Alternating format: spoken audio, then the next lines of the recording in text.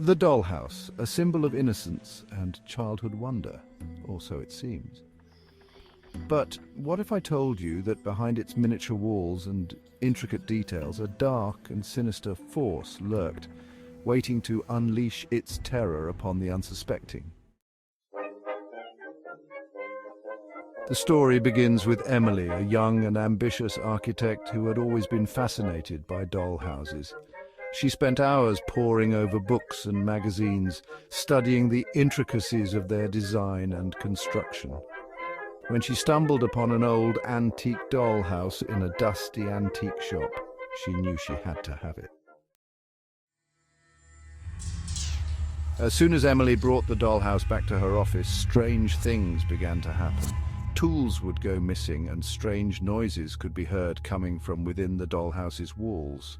At first, Emily dismissed it as mere curiosity, but as the occurrences grew more frequent and more intense, she began to feel a sense of unease. One night, as she was working late in her office, Emily decided to investigate the dollhouse further. She carefully opened the door and was immediately struck by the eerie silence that lay within. The air inside was thick and stale, and the smell of decay wafted up to her nostrils. As she stepped inside, Emily noticed that the dollhouse was larger than she had expected.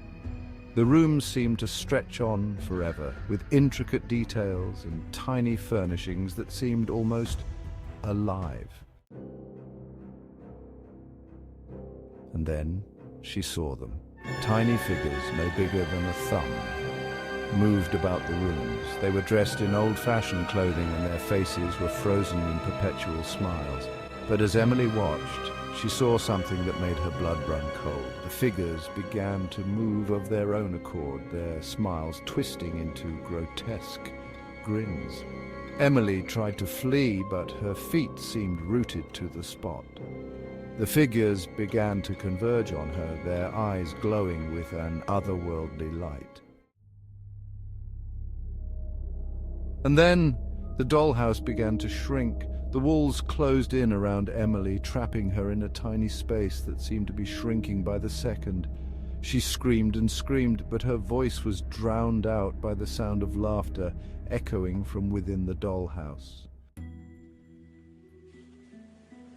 When the authorities finally found Emily's body, they were met with a scene that defied explanation. The dollhouse had been reduced to a tiny, toy-like structure, but within its walls lay a miniature cityscape of twisted metal and glass. And at its center, a tiny figure sat on a throne-like chair, its face twisted into a grin that seemed to say, "I've been waiting for you."